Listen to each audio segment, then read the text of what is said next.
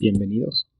En este video lo que vamos a tocar un poco es qué es el momento o torque, como normalmente lo conocemos, pero vamos a tratar de verlo desde un punto de vista intuitivo. En principio, nosotros ya trabajamos un poco, ya repasamos lo que sucede cuando yo aplico una fuerza lineal sobre un cuerpo, que yo al aplicarle una fuerza de empuje, por ejemplo, el cuerpo va a tender a ir hacia adelante, toma un movimiento de traslación en una dirección, en una línea recta.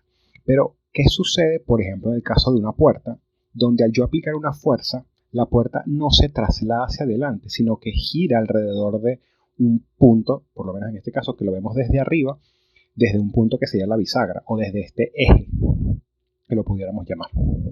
Vamos a estudiar intuitivamente qué pasa aquí. Bueno, si yo aplico una fuerza en la dirección paralela a la puerta, supónganse que tengan una puerta al lado, pueden hacer el experimento. Al yo tratar de aplicar una fuerza que sea paralela a la puerta, se observa que la puerta no cierra y no abre, la puerta se queda quieta. Claro, salvo que no tenga suficiente fuerza como para romperla. En general, la fuerza no genera rotación sobre la puerta. Ahora, si yo inclino esa fuerza, si yo aplico esa fuerza perpendicular a la puerta, la cosa es diferente. Ya empezamos a tener un movimiento de rotación. Ya la puerta puede girar. Pero hay otra cosa que también intuitivamente podemos ver, y es que si yo quisiera que la puerta cerrara con una aceleración similar, entonces resulta que si yo empiezo a acercar la fuerza al eje de rotación, tengo que aplicar una fuerza más grande, con un tamaño mayor, para que me aplique la misma aceleración. Aceleración de rotación, que nosotros la conocemos como aceleración angular.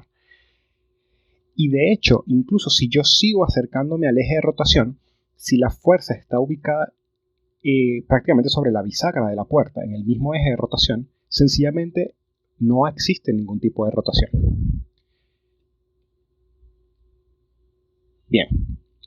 Podemos tener un caso donde tengamos una fuerza genérica que esté con una cierta inclinación. No todas las fuerzas tienen por qué ser paralelas o perpendiculares a la puerta. Yo podría tener una fuerza sencillamente inclinada con un cierto ángulo respecto a la puerta.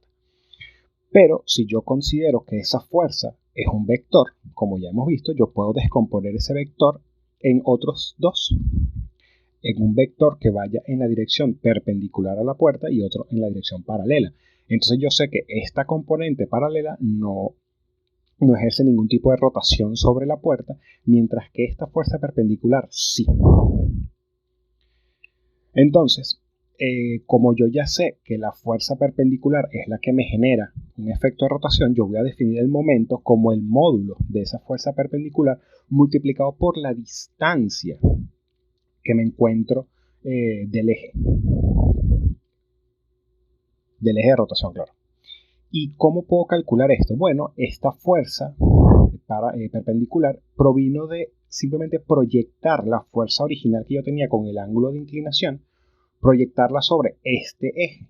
Es decir, tengo que multiplicar por el seno de este ángulo.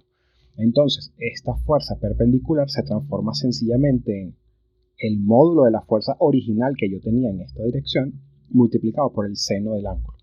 Y la distancia R se mantiene. Pero hay un cambio que yo pudiera hacer. Yo pudiera pensar que en vez de tener una distancia R, yo tengo un vector R que va desde el centro donde yo quiero obtener el momento, que en este caso es el eje de rotación, la bisagra, hacia el punto de aplicación de la fuerza. Si yo hago eso, yo puedo reescribir esto de la siguiente manera. Yo puedo tener la misma ecuación del momento, pero en vez de estar multiplicando por un número R, yo voy a decir que estoy multiplicando por la norma del vector R, que es su tamaño. Ahora, si se acuerdan, esto se parece mucho a la ecuación del producto cruz. Eso significa que yo pudiera implementar, considerando que estoy trabajando con vectores, el producto cruz para calcular el momento como un vector. El vector momento en el punto O se calcula sencillamente como el vector R o el vector posición o el brazo, como también se le llama, cruz el vector F, el vector de la fuerza. Fíjense que si yo multiplico en producto cruz R cruz F, yo tengo de la F se descompone en un perpendicular, en una fuerza perpendicular y en una fuerza paralela. R cruz F paralela me van a dar 0 y R cruz F perpendicular me van a generar el momento. Ahora, como es un producto cruz, ya sabemos que funciona o que sigue la regla de la mano derecha. El producto de R cruz F se puede hacer geométricamente sencillamente ubicando ambos vectores sobre un origen común. Aquí tengo el vector R y el vector F. Yo estiro los dedos en la dirección del vector R y luego cierro la mano en la dirección más corta que yo consiga para acercarme al vector F. En este caso cierro antihorario, como se muestra en esta figura, y por lo tanto el pulgar me queda hacia arriba. Eso significa que el producto cruz de R cruz F me da un vector hacia arriba, donde su magnitud ya sabemos que va a ser el módulo de R por el módulo de F por el seno del ángulo que hay entre ellos, que sería este mismo ángulo que se encontraría acá. Bueno, brevemente las referencias de las imágenes que mostré anteriormente. Muchas gracias.